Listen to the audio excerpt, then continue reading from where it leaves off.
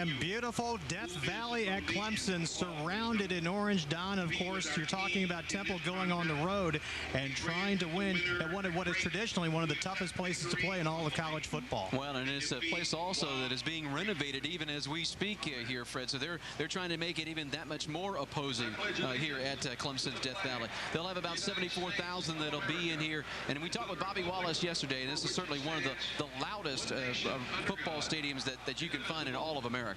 You had a look a little bit earlier, and take a look right there. That is the beautiful new West End Zone project that has been coming along throughout this season. Not only will this be open completely next year, I think it's going to give everybody a whole new atmosphere as far as the noise in here. The noise isn't going to be able to escape here the way it used to in the old end zone. Well, absolutely. That construction that you're looking at right now, that used to be all open, and so all of the noise used to carry out of here. But now all of a sudden, all that's going to come reverberating right back at you off of that structure when it is already a little bit louder, as you and I have been fortunate enough to see a couple of other games already here in this building this season.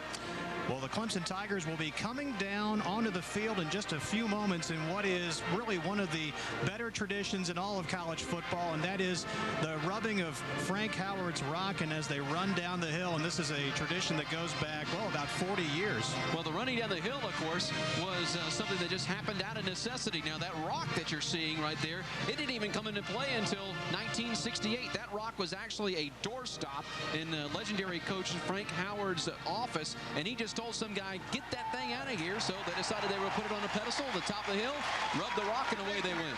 It's supposed to have magical powers, and they come right down there between all those students, and you always hope that the 100 or so players that are dressed off all get down there through the hill in one piece. But it is an awfully great tradition. We will be seeing the Tigers making their way around there in just a few moments. But Don, we mentioned a little bit about Clemson trying to turn their season around. Temple comes in here, and this is just another of those very, very difficult assignments they have this year. I know that they're rated very high as far as the most difficult schedule, but if you really look at it as a football fan, forget the computers. It's been very, very difficult for Temple to play this year. And in talking with Coach Wallace yesterday, you and I got to spend about an hour with him yesterday at the team hotel. And you could just tell, talking with him, that things were fine and dandy until the Big East decided, Temple, you are no longer welcome, and you have got to leave. And when that happened, all of a sudden it sent everybody, I think, at the university scrambling, finding out what to do, especially schedule-wise. All of a sudden you were playing an independent schedule, and it's fine if you're an independent like Army or Notre Dame or possibly Navy or something like that, but when you're Temple, you're not necessarily one of those clubs that other teams want to play because there's not a big national draw there. So Temple kind of had to take who they could get, and right now it happens to be the 12th most difficult schedule in the entire country. You think about what they've gone through. They opened at Arizona State. They went to Wisconsin. They came back and played a couple of teams that they'll be playing a lot in the future as a member of the Mid-American Conference, Toledo and Western Michigan, Bowling Green as well. Then back-to-back Maryland, Miami, and they down come their way to Clemson.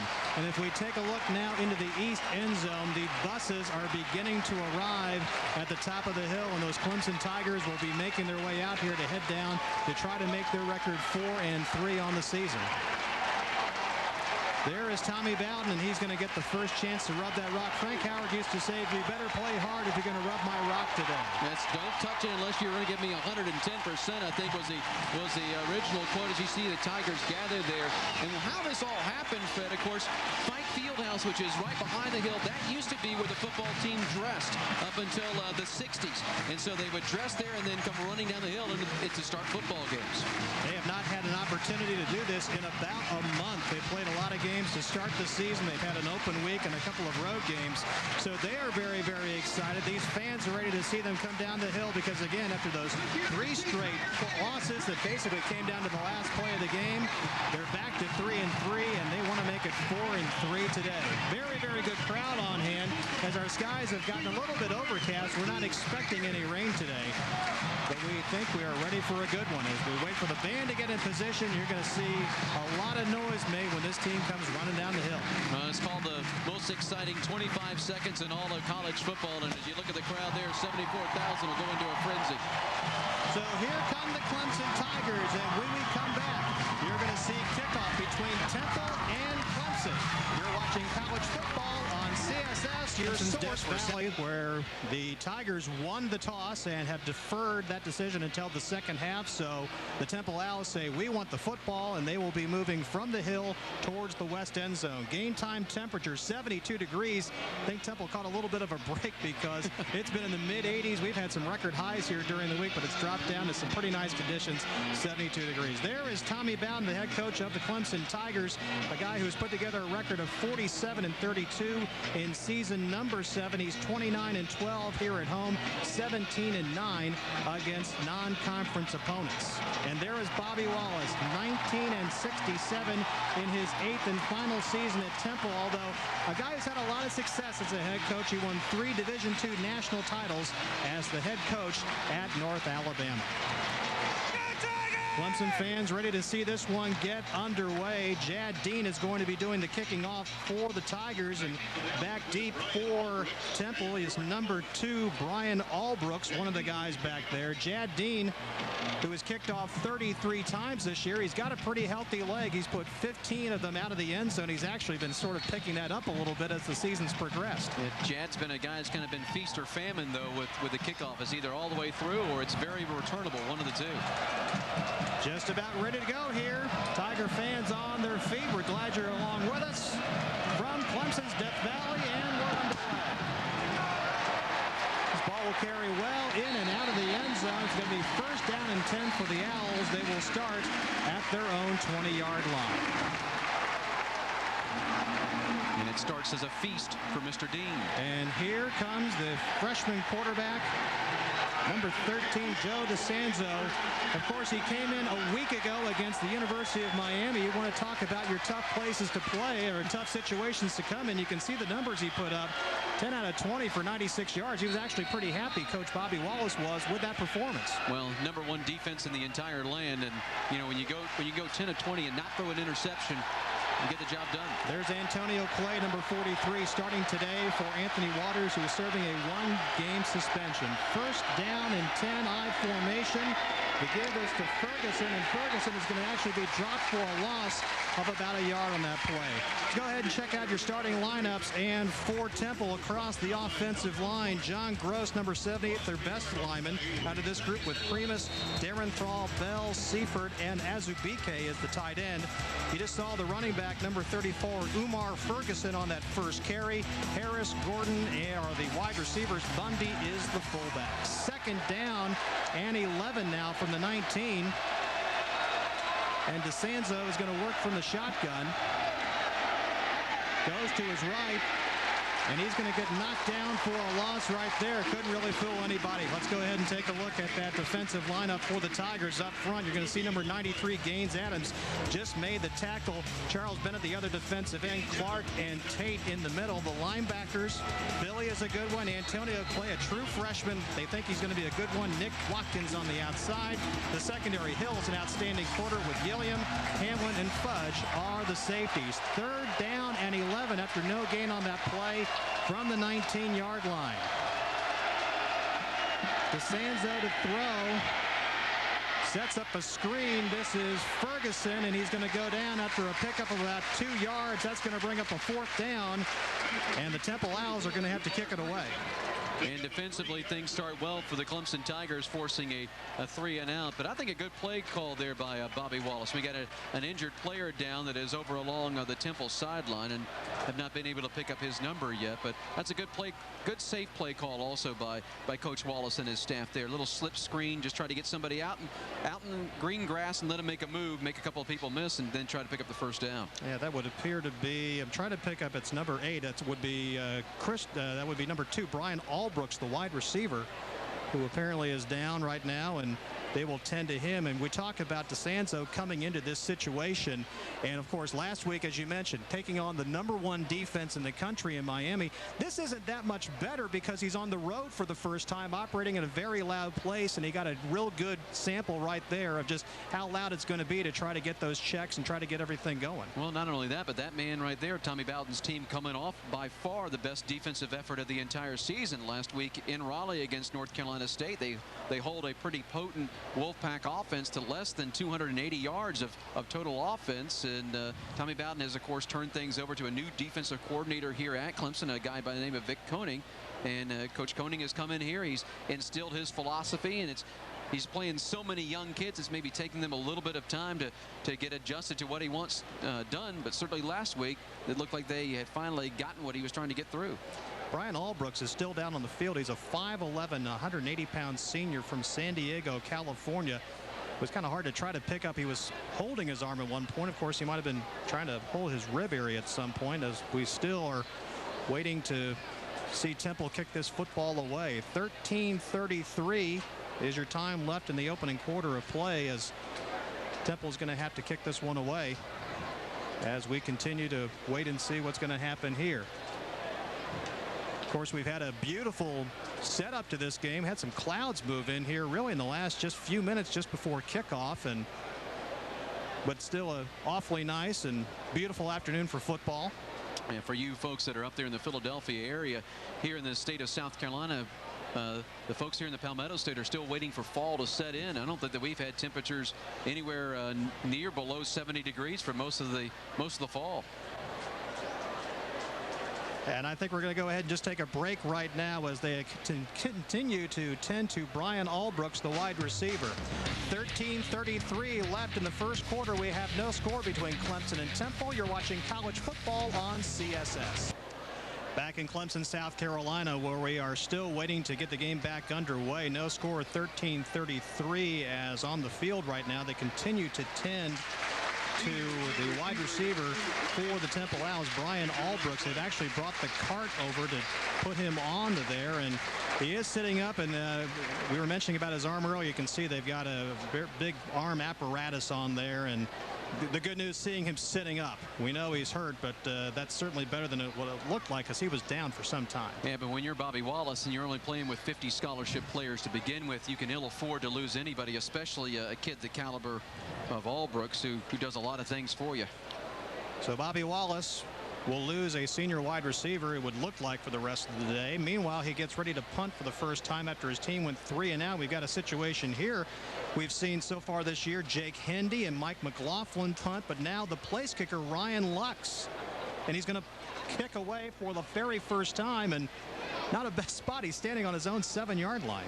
Well, it'll be interesting to see what the Tigers will do here, whether they're going to try to come after him and set up, put some pressure on. I seriously doubt that the Clemson coaching staff realizes that this is his first career punt. So look for them to set up a return for Chancey Stuckey. And Stuckey is a guy that can do a lot of damage back there returning the football. In the first game of the year against Texas A&M, as a matter of fact, he returned one for a touchdown that was vital in the Tigers' victory over Texas A&M. He's a very explosive guy. They like to get the football in his hands. He's standing at his 36-yard line. And again, the Owls have really struggled with punting the football this year, and really Bobby Wallace blames a lot of their defensive problems not on the 11 guys playing defense, but where their punt team has been able to put them as far as field position goes. Right, it is all about field position. Okay, we've had a long break here, but we are ready to go again, and Lux will kick away for the first time. And again, Stuckey waiting to field it.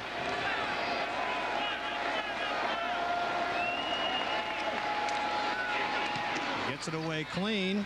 Pretty high kick. Chancey Stuckey calling for a fair catch and will take it right about his own 30-yard line, and that's where the Tigers will operate first down and 10. And there is Charlie Whitehurst, Clemson quarterback, senior, 5th year, 6 touchdown passes on the season. Very good completion percentage, over 67%. Tigers offensively making their way on the field, and up front, Barry Richardson, the left tackle. Brandon Pilgrim starting today for Roman Fry, who is suspended for 1 game today. You take a look at the backfield, Merriweather getting the start. Bayham, their most effective receiver throughout the year. First and 10 Clemson. And this is Merriweather fighting his way up across the 30, up to about the 33-yard line. That's going to bring up a second down and about 7 yards to go. Defensively, For the Owls up front, they start 4 seniors. Mendenhall, very tough player. Antoine Burton, number 99, has some NFL potential. Victor and Dunbar.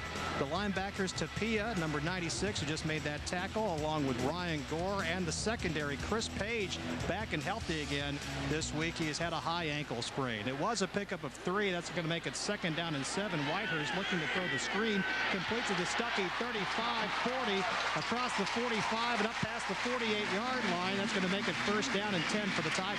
Boy, Temple was getting good pressure as Burton came through and was putting pressure right in the face of Whitehurst, but Whitehurst able to deliver that football on a little slip screen to his wide out Chancey Stuckey. And Stuckey's going to be a guy, as we watch the replay here, and look at all the room that he's got to run in, Fred. When you get that much open green grass, then hey, you're gonna do some things. And here, there's the pressure on Whitehurst. It takes a little bit of a hit after it, and then ready to go again. 1st and 10, Clemson from the 48. Whitehurst under center, giving it to Merriweather. It's going to get pulled down, and perhaps a loss of 1, or just fighting back to the line of scrimmage.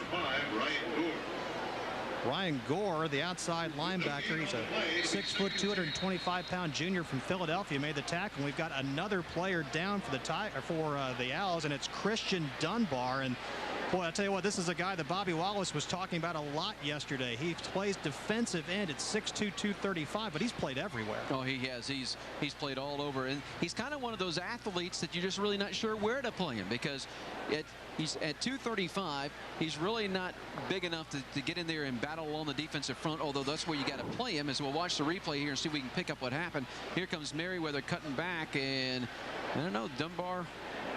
You can kind of see him limping right there, and then maybe it was his own player from behind. Oh, he gets hit. There's where it happened right there, as he gets hit and pushed over the back of his own player. Nathan Bennett came in and put a hit on him, and he had his leg that looked like it was pinned up by his own teammate, Walter Mebane. And Bobby Wallace, we've had about 3 minutes and 3 seconds go by in this game, and he's lost 1 senior for apparently it's the game.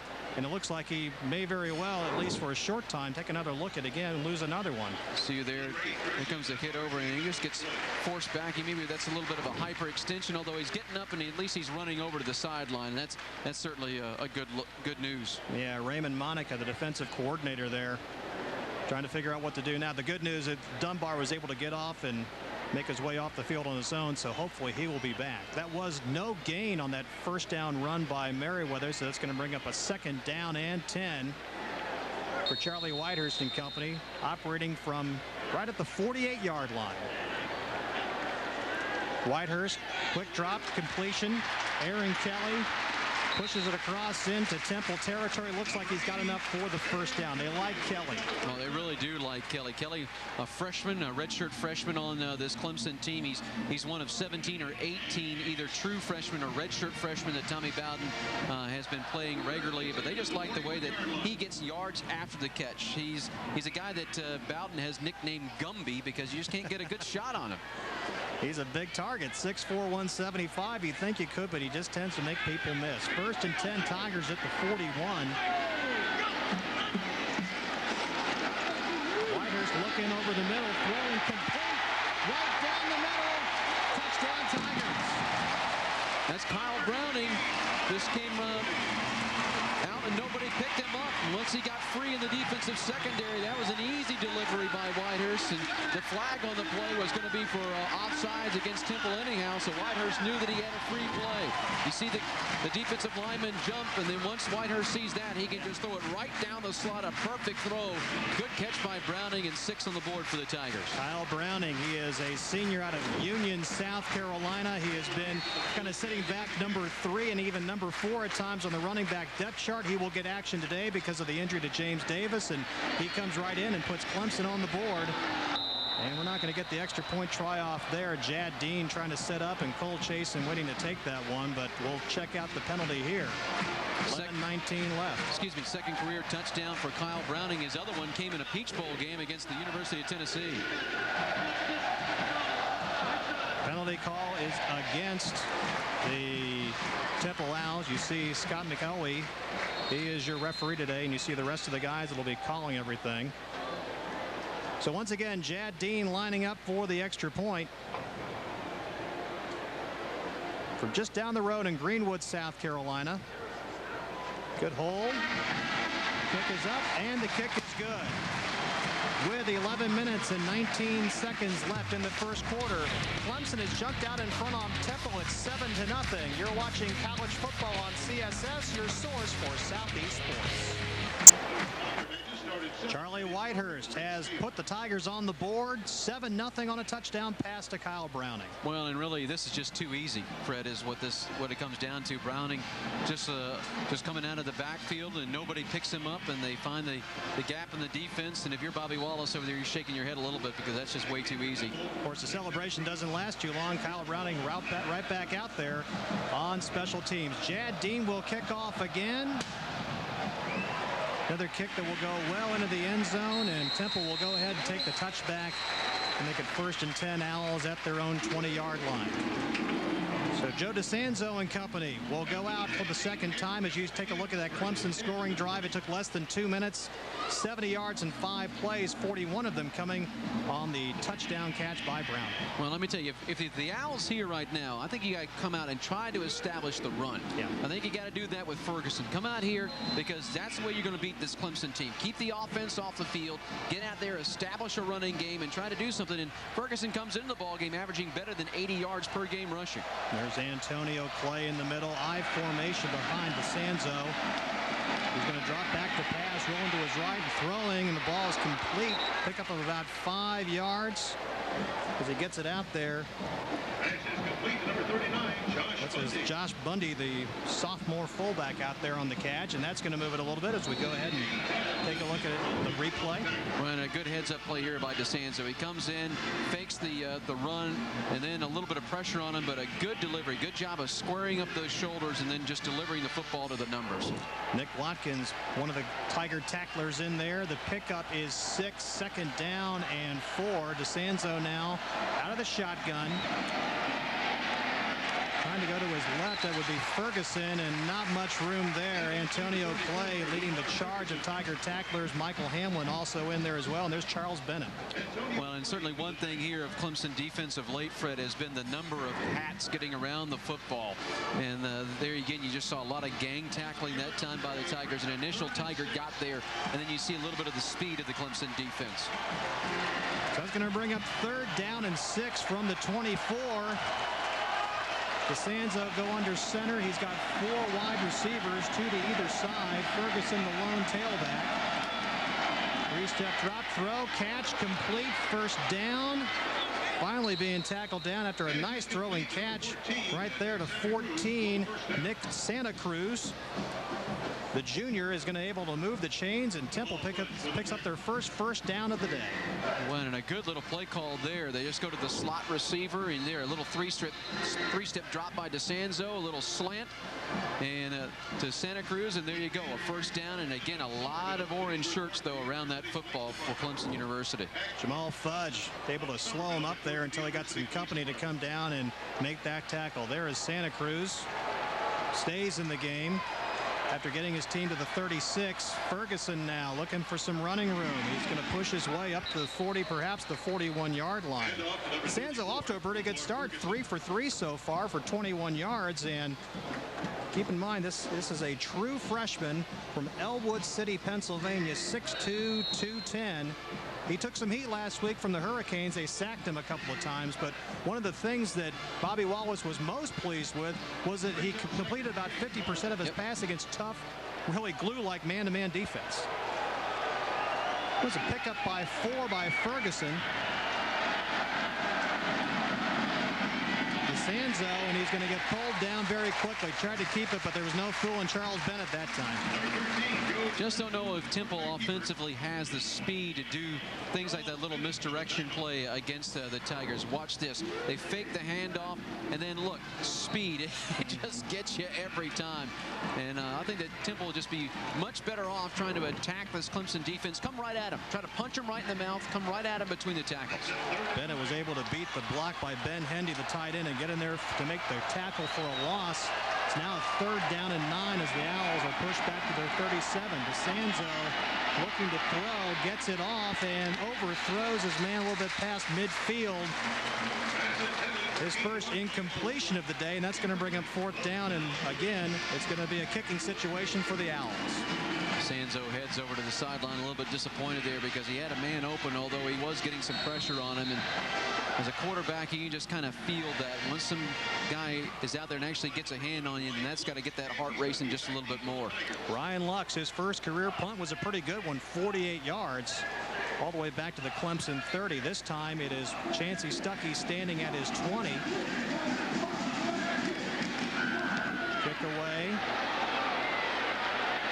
This one is not so good, although it's going to take a Temple bounce and die right at the Clemson 33-yard line. So the Tigers, when we come back, are going to have the football for the second time. With 7:59 left in the first quarter, Clemson leads Temple 7-0. You're watching college football on CSS.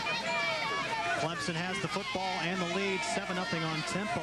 8:01 left first quarter.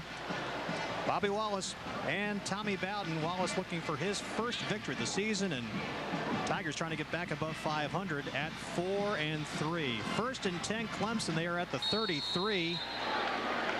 Charlie Whitehurst back behind center.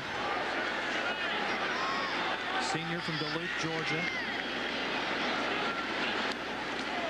This is Merriweather going to the left side, and he's able to get across the 35. He's run out of bounds there, but was that Mendenhall really pushing someone backwards there as he tried to turn the corner? You see Merriweather's numbers for the season. I believe it was Mendenhall that was making just good defensive pressure, trying to mess up that running play. Merriweather, though, is a guy is just not going to get a whole lot done outside the tackles. He's a fellow that really Clemson wants to run between the tackles more, and he's also a fellow that gets better as the game goes along. Mendenhall, you got to look at him. He's out of Gibbstown, New Jersey. Just described him as a tough guy. Back to throw is Whitehurst looking deep again, and in and out of the hands of Curtis Bayham inside the 45-yard line from Temple, falling incomplete. And that's something you don't see a lot. Bayham has really become one of his more dependable receivers. Yeah, he's been the go-to guy in big situations, has Curtis Bayham. And we'll watch here in the Barry Richardson and Mendenhall matchup, and Big Barry at what 6'6" and 325 pounds just took care of Mendenhall there. And by what they're listening, that's an 80-pound difference there between those two guys. 3rd down and 7. Clemson from the 36. No, you're good. You can come in. Whitehurst to throw, swings it outside Merriweather. 40, 45. He's up to midfield and he's out of bounds with a first down for the Tigers, and they will move the chains and hang on to the football. Boy, and such a plus when you can have your running back come out of the backfield and have a good set of hands and catch the football, because Merriweather there really wasn't the initial receiver. He was probably the 2nd or 3rd check, and once Whitehurst made the first 2 reads, he's able to look over there to the sideline and find Merriweather. 7 receptions, as you see there for Reggie on the season. Garrett Schultz pushed him out of bounds, but not before he actually gets into Temple territory at the 49. Quick throw outside. Tyler Grisham, 45, and he's close to another first down, about a yard or 2 short. But again, another very good game there by a true freshman who they've been talking about pretty much since he stepped foot on campus. And he comes from the state of Alabama, and Grisham not a big kid, but just one of those gutty performers out there. And this is just almost like an automatic for Whitehurst at that point. You just get him out there, hope that you can get a couple of blocks and let Grisham use his speed, and a good pickup there for what, 9 on the play. Yeah, the Gray Lamb was trying to get there, but they got a good block on him. You see his numbers on the season. Could be 2nd down and 1. The football just about kissing the Temple 40-yard line. Merriweather the lone setback. And he's going to go to the right side, first down and more. All the way down to about the 25-yard line, a little bit shy. From there goes Reggie Merriweather, and that's really the area he likes to run the football. We saw him go the distance around him for the winning touchdown against Maryland early in the season, but he's really best in these runs. Boy, and just watch the blocking up front. Marion Dukes does a good job of getting up there and sealing off his man for the Tigers, and then once you get past that initial rush point, Merriweather gets into the linebackers in the secondary and able to make some noise. That was a pickup of 15 yards. They spot the football at the 25. Another first down for the Tigers. Tight end in motion. And Charlie Whitehurst gets the ball off, and at one is picked off. Indeed it is picked off right there by that Temple defense, and making the play. Bobby Fulmore comes up with the interception, but credit the pressure because Charlie Whitehurst was just trying to avoid a sack and just threw it away. Well, you watch this. Whitehurst turns. It's almost like a little naked bootleg, and then he comes back the other way and, you know, throws the interception, overthrows Bobby Williamson, the intended receiver, the tight end. Ryan Gore, the linebacker, was able to come in there and put a lot of heat on, and Charlie Whitehurst, for the 5th time this season, has been intercepted, and that's one of the things the defensive coordinator has really tried to come in and do here, try to cut down on those turnovers, and that one, he was just trying to get rid of the football. It didn't work out. Clemson shelling blitz and breaking at least one tackle, but not the second one, is Ferguson on that 1st down and 10 play from the 20. Ferguson breaks the tackle of David Dunham, and then another young freshman in there for the Tigers making the play, and that's Philip Merling. He's a guy that was a high school All-American. You see Dunham misses him at first, and then here comes Merling, though, to finish him off, and they are really high on Philip Merling, are the Clemson Tigers. He's out of Memphis, 6'5", 265-pounder. That's his 14th tackle of the season. You're right, Don. They think he's going to be a good player for them. It's a loss of 1, making it 2nd down and 11. DeSanzo to throw, gets it off, and it is actually knocked down right there at the line of scrimmage. And I'll tell you what, Rashard Jackson thought the defensive lineman's dream. He thought he was going to come up with that one and have a sure 6. Well, watch this. DeSanzo, as I watch the replay, he's going to have Tremaine Billy coming right in his face as he's delivering the football. You can see Billy coming in there. Well, this may be a little bit better look at it, but you see that linebackers are coming right there on him, and then Jackson trying to get up there and put those big paws on it. That's why he's a defensive lineman. That's why he's not a tight end. That's going to bring up 3rd down and 11 now from the 19. DeSanzo working from the shotgun as the Clemson crowd begins to get into it again. Rolling to his right, in some trouble. He's going to get pulled down for no gain right there. Tremaine Billy, just one of a bunch of Tigers that were chasing him around, and once again it's going to force the Owls to kick it away. Gaines Adams also there putting in some of the heat. And again, we're just going to see the athleticism and the speed of Clemson defensively here. DeSanzo fakes it, and then and these are defensive linemen that are chasing him down, Fred. And Billy, one of the linebackers, also there. But you got, again, 4 or 5 orange shirts around the football. So Ryan Lux is back on the kick again, and this game is not going the way that Bobby Wallace wanted it to. Obviously, he has not had very good field position, and his offense has only been able to muster 1 first down so far, and they don't take advantage of the Clemson turnover. Lux's kick is away, but it's not a good one at all. This ball is going to die at the Temple 36-yard line. They must have gotten a piece of that. I would have to think, we'll see in the replay. I was out there looking for an official to signal whether they got a piece of it or not, and I never really did, but it sure looked like that the Tigers got a piece of it. I'm not sure that maybe that Gaddis, C.J. Gaddis, wasn't the man that got there. We'll watch this on the replay and see. But you could just kind of sense that the Tigers were going to pin their ears back and come after this. Good snap to Lux, and then, boy, it sure looked like that Gaddis got a hand on it, didn't it? Well, we should have a look here, and indeed he did. Good camera work, guys. Yeah, excellent work right there. Able to pick up C.J. Gaddis, a one-time quarterback, making a big special teams play right there. 1st and 10 from the 36, and this is Kyle Browning getting some time in the backfield, muscles his way across the 35. A yard of pickup, perhaps 1, perhaps 2. If you haven't followed the Clemson Tigers, they have a freshman running back here, a kid by the name of James Davis, who was a high school All-American. He broke his wrist in last week's game at NC State after he had already picked up 142 yards of rushing in just a little over a half of play, and they are really high on James Davis. So the Tigers a little thin at running back coming into this ball game. Whitehurst on 2nd down, swings it outside. Browning catch, and he's going to be wrestled down. No, he's not. He actually gets away from the tackle. Winds up getting up near that 1st down as he was able to elude the tackle right there by number 5, Ryan Gore. Little 5'7" Kyle Browning showing a little competition in the young man here. You'll see him. Gore comes over, looks like he's got him wrapped up. Browning says, no, I'm not going to go down.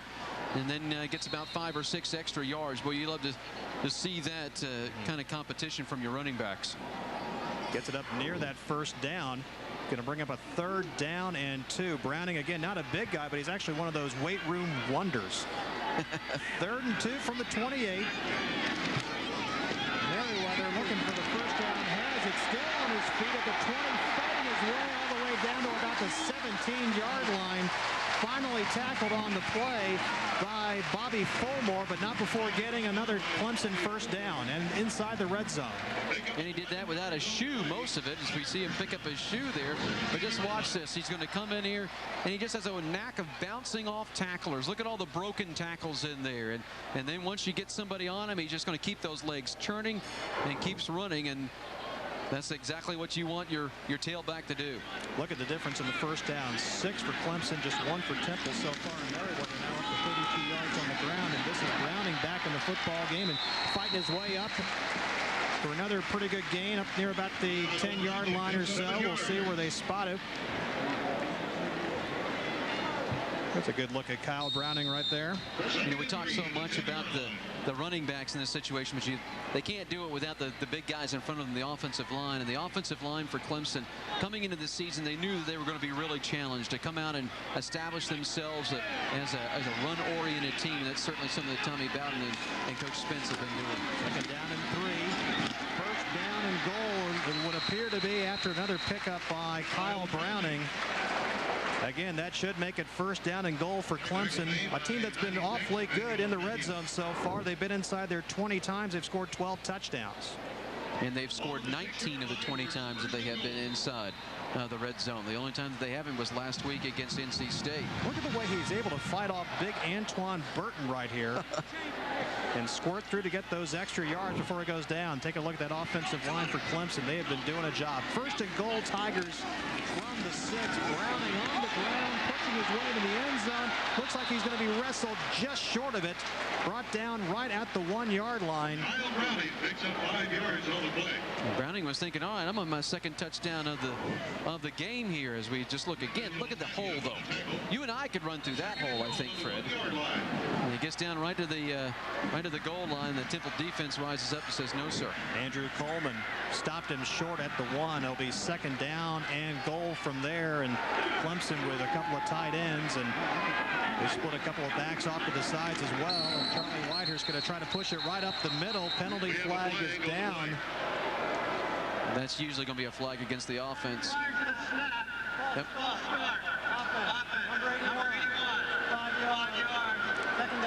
They're going to whistle that against the tight end, Bobby Williamson, so that'll back Clemson right back up to about the 6. They do like to get that kind of play down there with Whitehurst. Pretty tall guy. He just tends to try to reach over the top and push the football into the end zone. Tigers also were a team that really have not hurt themselves via the penalty. Last week was really the first game all season long where they've had a lot of penalty yardage racked up against them, but they, up until last week, have been one of the national leaders in penalty yardage. Yeah, they only have about 37 a game. Merriweather, spinning move, and then kind of spun himself into the ground on his own there. Comes right down at about the 5-yard line. That's going to bring up 3rd down. Clock running, getting close to 2 minutes left in this first quarter. Clemson already up by a count of 7-0.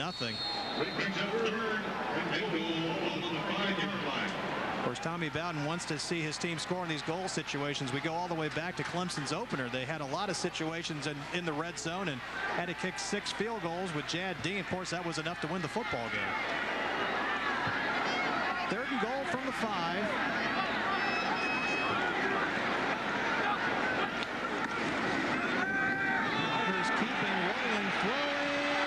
Incomplete.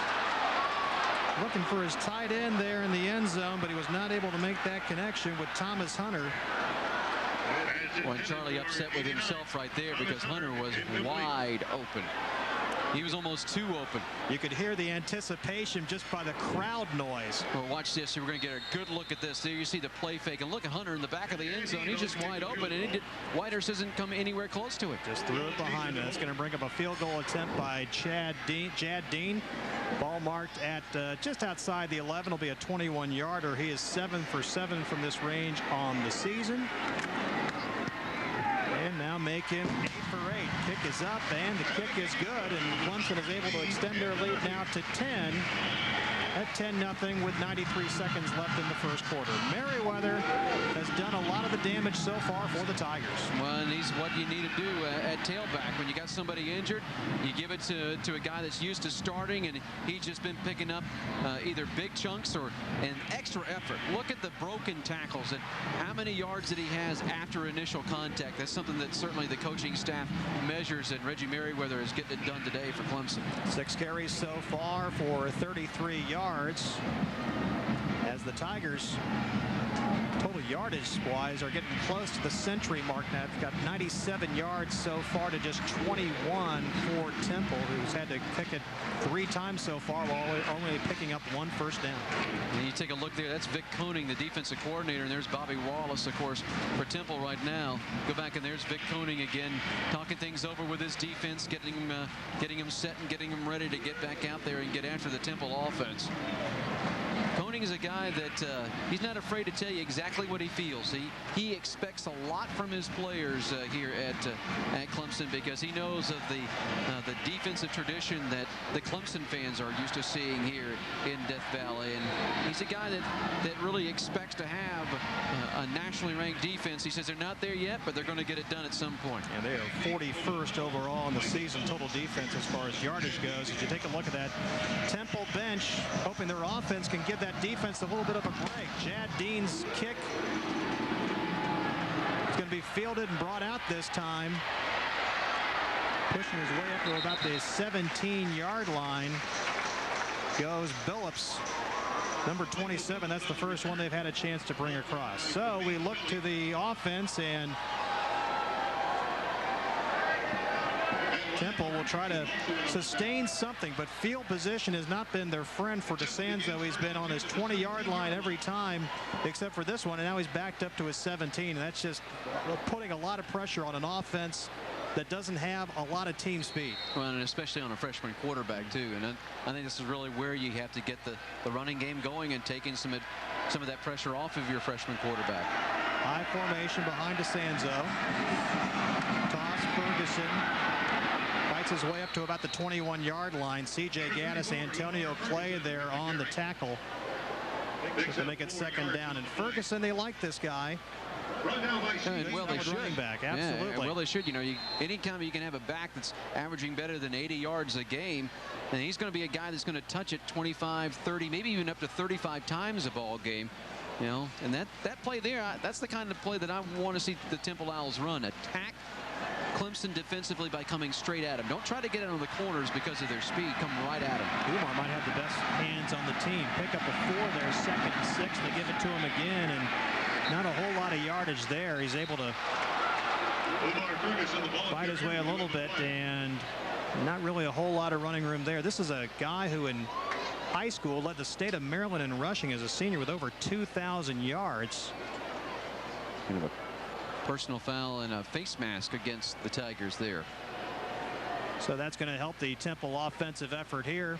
There again is Ferguson, 6 foot, 215 out of Silver Springs. 15-yard face mask. Defense. 15 yards. First down. I didn't pick up an ID there, but they're calling that 15-yarder. So that's going to really move the football out here as we're inside a minute to go in quarter number 1. Looks like the spot's going to be now at about the Temple 37-yard line.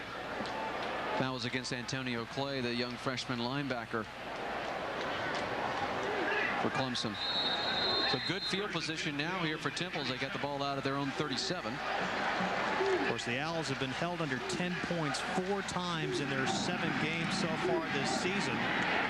And DeSanzo kept the football that time and just gets buried for a loss there. Backing up about 3 yards at least. A lot of Tigers in there. Nick Watkins was in there. There he is. Well, we've seen Temple offensively attempt that play, 3 or 4 times here in the first quarter. Has not been successful yet.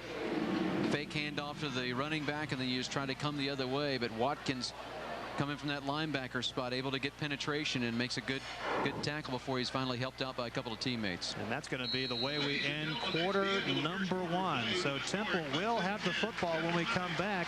We are through a quarter at Clemson's Death Valley. The Tigers out in front of the Temple Owls by a count of 10-0. You're watching college football on CSS, your source for Southeast sports. That's the teams that have been to Postal in the second quarter. Fred Cunningham and Don Munson ready to start quarter number 2 at Clemson's Death Valley. The Tigers up on Temple 10-0. Joe DeSanzo looking at a 2nd down and 12 from his own 35-yard line as the quarter begins. And we got flags all over the place. Looked like a couple of his tackles may have pulled a little early, but we'll take a look and wait for the Ball start. Offense. Number 70. 5 yards. It's 2nd down. Indeed, that's what it was. Elliott Seifert, the offensive tackle, the junior, a little too quick there. You know, we haven't talked, I don't think, at all about this in the first quarter, but Vic Koenig last week, Fred, he made a defensive change. The Tigers had been in your standard 3-4. Well, he went to a 3-man line and then changed things up where he's really running a 3-5-3 defense. And what he's doing with this is bringing a lot of blitzing. A lot of the linebackers are even by secondary guys, and it worked well against NC State, and it's working well so far here against the Temple Owls. 17, DeSanzo looking to throw, and now he's going to get brought down by Charles Bennett, the defensive end there. DeSanzo may have gotten back to the line of scrimmage. Yep. That's going to bring up 3rd down. Both Bennett and Gaines Adam, your 2 defensive ends for the Clemson Tigers, are very athletic. And we'll watch this. DeSanzo sitting back there in the pocket, nobody to throw to, so he's going to tuck it. And then here comes Bennett from the offside to get him and wrap him up right there at the line of scrimmage. Bennett, big fella, 6'4", 242. He's a senior from Camden, South Carolina. Give a yard on the pickup for DeSanzo. Now 3rd down and 16.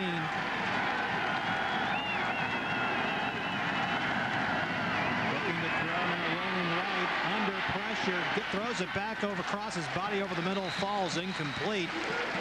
Didn't see a receiver really very well in the area, but it's going to bring up a 4th down, and once again the Owls are going to have to punt it away. I think they were trying to set up a little bit of a screen to Ferguson that time, and that's just a good job by DeSanzo. Watch this. You're going to see him drop back, and then you can see Ferguson right there in the middle of your screen trying to set up for the screen play. But then DeSanzo, I think, sensed obviously the pressure coming on him, and that play wasn't going to happen, and so he overthrows Ferguson into a green area of the field where nobody can get to the football. Ryan Lux, his last one, Clemson got a piece of it. It wasn't a very good kick. He's averaging about 31.5 yards on his first 3 kicks so far. And Chancey Stuckey waits for that kick. He's standing at his own 27. Just underway, quarter number 2. This one is away, and Stuckey looks to field it from the 36, 40. Whistled down right there about the 40-yard line. Take a look at your first quarter numbers, and obviously domination by the Tigers, 148 total yards. Well, and the big thing, a goose egg and rushing yards for Temple. And guess what? Temple's not going to get anything done here today in Death Valley unless they can establish a running game. And on top of that, a 10-0 Clemson lead as once again the Tigers send Charlie Whitehurst and company back out on offense, and that really doesn't even take into account the differences in field position. Clemson has enjoyed a much better edge on it so far, and they will start this time pretty good position from their own 41. Up the middle goes Merriweather. He's across midfield. Actually, he's outside. It was a Chancey Stuckey coming around on the reverse. Indeed, it was. They faked us all out. They ran that little dive play in there to Merriweather, and Whitehurst kept it on his hip and then flipped it over to Stuckey in a little end around. Going to the back pages of the playbook is Rob Spence, as we see Stuckey coming right at him. Once he got over there in the corner, there wasn't a Temple Owl within 10 or 15 yards of him, but yet it's still a defensive end for the Owls that comes down and makes the play, as Dunbar was the man that wrapped him up. 1st and 10 now from the 41 of the Temple Owls. This time it is Merriweather. He pushes away across the 40-yard line. He's finally brought down there. Justin Johnson, one of the guys in there making the stop after a short pickup. They pick up 3 yards on the play. 3 yards is the game, as we see Merriweather kind of limping off a little bit, and Clemson does not have a lot of depth at this point. They may actually have to go into a was it a walk-on who might be their 3rd stringer. Yep. Empty backfield this time for Whitehurst. He's actually going to keep it going up the middle, trying to protect the football, and Charlie pushes his way across the 30-yard line. Definitely has the first down and a little bit more. Some of the Tigers have not run a lot this year, has been the quarterback draw, although this was designed just for that little 3 steps, and then Charlie is just going to take off, run it with it right up the gut, put 2 hands on the football, get the first down. Pushed it all the way up to the Temple 29-yard line. First and 10, 3 wide receivers to the top of your screen, and flips it outside to Stuckey, who's across the 25, and he's going to get wrestled down about the 22. Coming in and on the stop, as Whitehurst overall has completed passes to 5 different receivers. Although I still think one of the interesting numbers for Clemson this year is that they've only thrown touchdown passes to 1 wide receiver. Curtis Bayham is the only wideout who's caught a touchdown pass so far from Whitehurst. Everything else been a tight end or a running back. Stuckey on the catch there. That was a pickup of 7. 2nd and 3.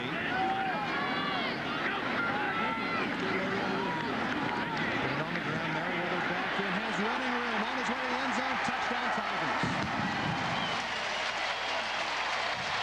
21-yard touchdown run for Reggie Merriweather, and that's going to open up a lead for Clemson now, 16-0 as they wait the extra point. But watch this. Once Merriweather breaks the initial surge of the defense and gets into open territory, boy, that's just good blocking by Clemson up front, and then Merriweather just able to run away from folks and into the end zone. Reggie Merriweather well over halfway to 100 yards now on the day. Jad Dean in to attempt the extra point.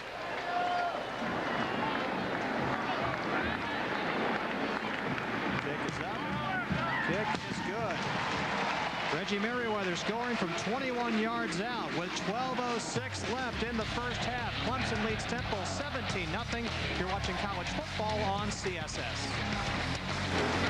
Whitehurst steps, throws, completes. Stuckey across the 40 and a first down for the Tigers. Pass complete to Chancey Stuckey, who's a little bit slow to get up here. Look, he may have just fallen on the ball there. And, you know, sometimes you fall on the ball and knocks the wind out of you. Well, watch this right here. Stuckey just goes down there, sets up in the little open space, and I think that's exactly what happened. When he got tackled, just fell on the ball and knocked the wind out of him. Yeah, he went off the field, and now they're going to send him right back out there. No break for you. Still, he makes the chains move. 1st and 10 now. Clemson sitting at the 42-yard line. Charlie Whitehurst has a pretty good day underway. He's 8 out of 11, although he does have 1 interception so far. He sets it up there for Stuckey again, and Chancey is across midfield and kind of leaps his way up to close to another first down near the Temple 49-yard line. Yeah, Stuckey's a guy they're going to try to get the ball into his hands somewhere between 10 to 15 times a ball game, and you know, just a little wide receiver screen. You get guys out in front blocking. A nice block by Kyle Browning, and then Stuckey shows his little athleticism there by actually going up and over top of a would-be tackler. You know, when he catches a touchdown, he will have scored in 4 different ways. He's thrown one, he's run for one, he's had a return for one. As you see the yardage, it's very lopsided at this point, although that time Reggie Merriweather found nowhere to go against that Temple defense. Loss of a yard on the play. A lot of guys in the white shirts there are able to bring him down, and that's still short of the 3rd down. It's going to make 3rd down. Yeah, the good push there by the defensive front of Temple, and then again Merriweather trying to bounce outside, and he's just not that kind of player. He's just not a guy that's going to be able to bounce outside and burn you with his speed on the corners. There, right there as you take a look at Raymond Monica, the defensive coordinator, on 3rd and 2, and Clemson goes up top and completes it. Aaron Kelly has the catch. He's inside the 20-yard line, stretches his way out to about the 17, and well, Raymond Monica is going to try to figure out what they can do as far as tightening things up there. Clemson decided to get away from the run there. They go to the quick pass and are able to get a first down. Well, I think it's exactly what happened. Temple was thinking run, and then the Tigers decided they're going to come out and throw a little slant. They hit Kelly, and then Kelly does a good job of turning it upfield and picking up positive yardage. Now, there's not a lot of good numbers for Temple defensively this year, but coming into this game, opponents are converting 57% on 3rd down. Yeah, that's not good. 4 wideouts on 1st and 10 from the 18. Browning trying to go to the right side, and he's actually stopped. Looked like for a little bit of a loss there. Pulled down by big number 96 there. Tapia, the middle linebacker. Good penetration in there. Tapia really was able to fire in there and really disrupt that play. Actually, it winds up being a loss of 4. The leading tackler on the ball club for the Temple Owls coming into today's ball game. 62 tackles. Whitehurst alone in the backfield now. 5 wide receivers, and Charlie's going to go ahead and call a timeout here. Inside 4 minutes to go in before halftime. So with 3 minutes and 56 seconds left in the second quarter, the Tigers in front of the Owls 17-0. You're watching college football on CSS. My daughter. Record all time for the school on that completion earlier to Aaron Kelly. Whitehurst deep drop, throws it. Tried to go there to Kyle Browning. A little bit low there. Kyle wasn't able to come up with it. Ball's incomplete. Going to bring up third down. That completion earlier to Kelly makes Whitehurst Clemson's all-time total offense leader. He passed Woody Dantzler, who did it both on the ground and running the and throwing the football. And Dantzler was the first player in college history to throw for 2,000 and run for 1,000 in a single season. Charlie Whitehurst, who played extensively about halfway through his redshirt freshman season, became the starter and has not given the job back. Clemson is 3 for 4 on third down in this game. They need the 8-yard line. Calling timeout again. And for the second time in this series, and the second time in about the last 3 plays or so, Clemson's got to burn a timeout, trying to get the right play in there. Of course, the Tigers up by a count of 17-0. So Tommy Bowden will talk it over with him. Tommy Bowden coming into this season, Fred, of course, bringing in a new offensive coordinator in Rob Spence. Bowden had always been very involved in what the Tigers were doing offensively. And basically, when he hired Rob Spence away from Toledo, he basically made the statement, look, I'm going to get out of that. I'm going to get from always having my finger in what we're doing offensively and let Rob Spence run that aspect of his football team. And I think we still see a little bit of the effects of Tommy Bowden here at Clemson with this offense, but certainly not as much as we have in the past. This is truly an offense that is run by Rob Spence. In the past, the Tigers have had co-offensive coordinators. They did that for a year with Mike O'Kane, who's no longer with the program, and Brad Scott, who's still here with the program as a offensive line coach. Last year it was Mike O'Kane solely by himself. And now with Rob Spence, we're just seeing a little bit more of a ball control offense and an offense that is trying to get that man, Charlie Whitehurst, back into the rhythm. They want him to complete somewhere around 65-70% of his passes a game.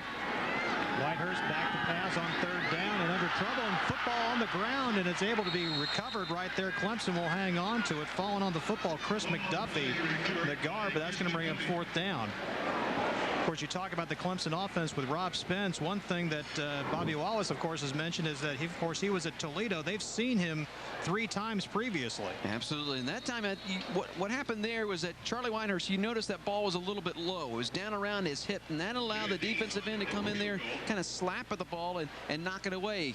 And that's, a situation, you got to get that ball up and around your shoulder so that you're ready to throw the ball, and also up there where a defensive lineman can't get his paw on it. Jad Dean trying a 42-yard field goal here. He is 3 for 3 on the season from this range. This one, though, is going to be wide to the left, just his 3rd miss of the season. So Clemson, after a pretty good drive there, comes up empty. And Temple's going to take over with their best field position of the day so far. They will start at their 26. And a victory there for Bobby Wallace and his defense. And again, you got to sense, Temple put some good momentum together in their last offensive drive. They've got 3:01 here left in the half. So they're going to have to move the ball a little bit quicker if they want to get some points on the board here before the first half ends. McGann returns at quarterback. He had a pretty good series, was able to move his team out to around midfield. Back to pass, gets it away, looking long, and great catch push in there by Santa Cruz.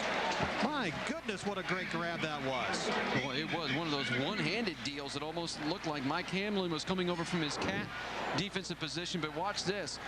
McGann going to look downfield, and then he's going to say, I'm going long with it. Puts enough air under the football, allow his receiver to make an adjustment on it. But a nice one-handed grab by Santa Cruz. We'll get a look at it once again, and we'll watch McGann's reaction to this. He's looking downfield. Did I get him? Did I get him? Yes, I did. And all the way to the Clemson 45, Nick Santa Cruz. McGann to throw again. Completion outside. Penalty marker down, though. Santa Cruz pulling it in and going out of bounds up near that first down marker, but we need to check out the flag. Well, this could be a pick. This could be the old pick play, and we may see an offensive interference call here against Temple. We'll just have to wait and see.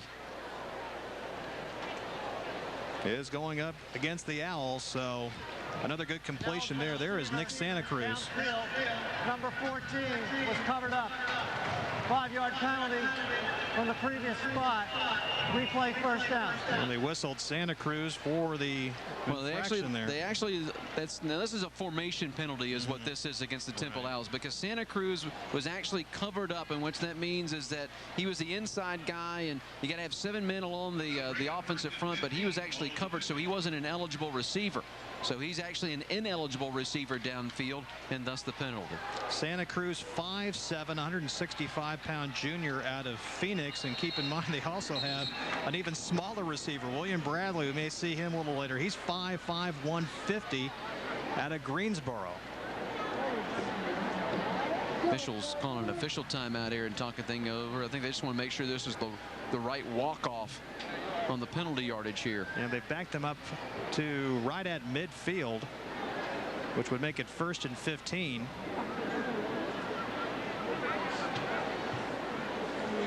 We'll continue that summit as Gordon gets to make a quick hello, and we're ready to go.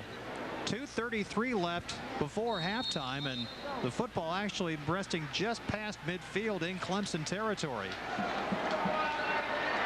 McGann has given his offense a spark off the bench. He's back to throw again. Completion to Gordon, 45. Pushes his way up to about the 40-yard line where he's brought down. So they got the penalty yardage back and a little bit more. But you know what, I like Gordon at receiver. He gets his hands on the football, and then he just turns it upfield, looking for something more. Good athleticism there. He had to stretch out, go get that ball with 2 hands, catch it in your hands, and then turn it upfield and get some more positive yardage. And he's showing some good moves and some good speed. Clemson appears to be rushing at least 3 down linemen. 2nd down and 5 from the 40. McGann, quick throw, completion. Gordon gets away from one tackler. Ball falls out of bounds as it gets loose, and it's going to stop the clock inside 2 minutes to go. Gordon got separated from his helmet there. Here it is again.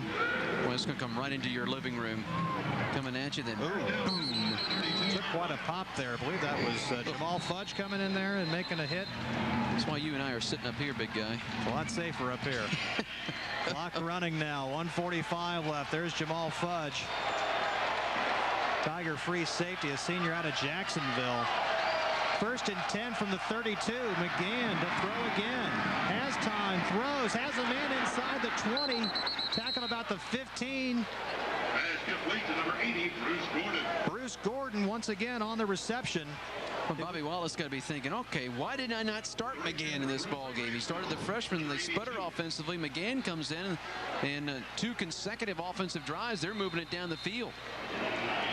Temple has all 3 of their timeouts left. They continue to let the clock run. 1:23. They are 1st and 10 of the Clemson 14. So with 3 timeouts, they've got plenty of options and certainly enough time.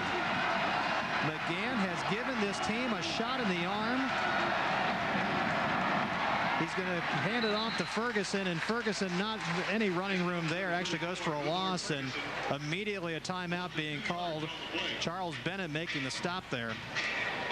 After all the problems they have had with field position, after all the problems they have had with a couple of injuries early, Temple has a chance to kind of get this game right back into perhaps a chance for them to work with it just before halftime. Tell you what, you punch us into the end zone, sure. You go to the locker room, you're only down by 10.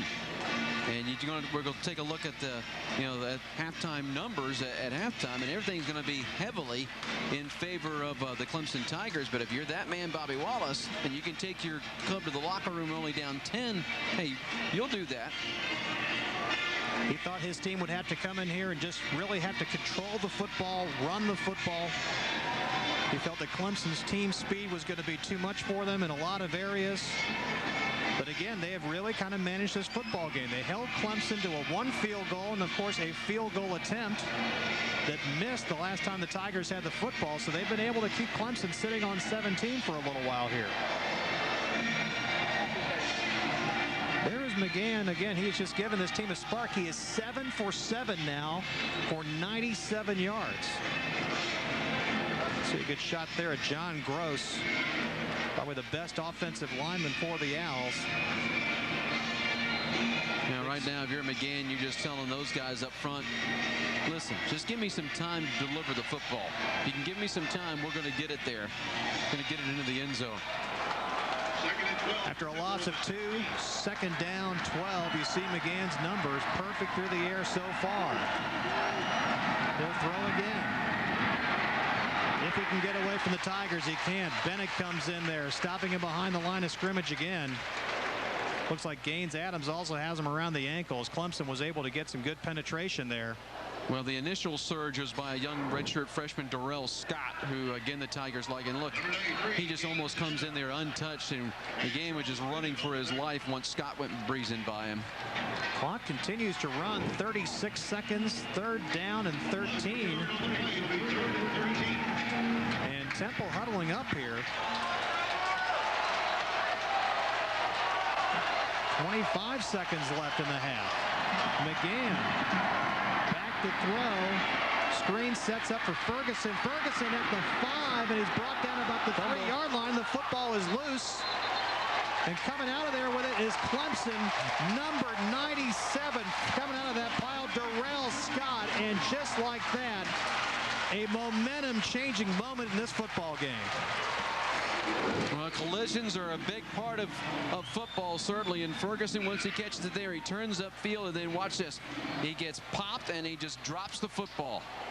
Just a scramble for it in there. There's just too many orange shirts, and C.J. Gaddis kind of flew right by there and didn't do much except for ripping that football loose. So Charlie Whitehurst will come out with 11 seconds left, the ball at the 4-yard line, and will simply take a knee because Clemson's going to have the football to start the second half. Wow. That's just a heartbreaker right there for Temple. Had an opportunity to get some points on the board, and just like that, that opportunity gets away from them. So Whitehurst takes a knee as the final seconds of the first half tick off, and we head to the locker room with a 17-0 lead for the Tigers. We're halfway through at Clemson's Death Valley. You're watching college football on CSS. Allow Temple to stay in the ball game. It's only a 17-0 ball game, and we've seen in college football, Fred, I mean, anything can happen. All right, well, with a 17-0 in favor of the Tigers here at the break, of course, Temple will have a brand new head football coach next season to replace Bobby Wallace. We're going to come back in just a moment and talk with the Owls athletic director to find out some of the ideas about what they plan to do with this football program as they get ready for 2006. Again, at halftime at Clemson's Death Valley, it is 17-0 in favor of the Tigers over Temple. You're watching college football on CSS, your source for Southeast. It's an exceptional opportunity, not only for Temple, but for the right coach, who might look at it as one of the most appealing jobs in Division 1A. Because you're looking at, you know, you've gone through a lot over these last few years, and Coach Wallace has, but now really a lot of the pieces are together. Facilities, conference, and a place to play. And Fred, that's why I call it one of the most attractive positions in 1A, because we were a little discombobulated, and what we had to play in a home facility. Now we have Lincoln Financial Field, the nicest Division 1A football field in America. We didn't have a practice facility. We now have a state-of-the-art practice facility. We now have the Board of Trustees committing to Division 1A football, and we just joined the MAC Conference, which has the highest graduation rate in Division 1A and also the best bowl winning percentage in the last 10 years. So a perfect opportunity for the right coach to come in and be successful. How many inquiries have you received so far? Well, inquiries, I would say about 100 or a little less than that. Solid people who want the job and with good credentials, just a little under 50 so far. Tell me about the process, that what you go through. Very many times it's a search committee. Sometimes it's a committee of one, someone like an athletic director. What are you guys going to be doing? Well, we're not in the 2-minute drill because, you know, it isn't yet November, but we like the process to happen as soon as possible because of recruiting. The stage we're in now is really information gathering. We're trying to establish whether somebody's interested in the position or we are, so mutual interest. Then we'll get serious about meeting people one-on-one and eventually delivering maybe 3 to 5 candidates to campus, and we'll go from there. Tell me about perhaps what you're looking for, and you could probably be looking almost anywhere in the college ranks, and I know the professional ranks have brought a lot of coaches in. Charlie Weiss at Notre Dame, Pete Carroll at Southern Cal. I guess you would probably be open to almost anybody. Well, there's different theories. Some people say now the NFL is very attractive because young prospects want to go to a coach who can get them to play on Sundays. Then there's the theory of the young up-and-coming coach. But my only requirement for this position is that candidate absolutely, deep down in their heart, has to believe that Temple can win and that they're the coach to recruit and have us win, and has the vision to take us there. And certainly you're looking to your conference schedule. We all know that this year has been very difficult schedule-wise. We know you have a very challenging schedule next year, but that's another opportunity that this new coach is going to have very soon down the line. No question, the new coach is going to come in with different facilities and conditions, but also with a schedule next year, which will include 6 MAC games, and the following year, 07, 8 MAC games when we're a full associate member, which will be eligible for the championship of the MAC and all the bowls that come with it. So just a great opportunity for the right person. Bill, I know that all the Owl fans are going to be looking forward to that announcement, but they've got a second half to watch here, and hopefully Temple can get back in it. Fred, the best is yet to come. Thanks. Thank you. Bill Bradshaw, the athletic director at Temple. We are at halftime in Clemson's Death Valley. The Tigers out in front 17-0. You're watching college football on CSS, your source for Southeast sports.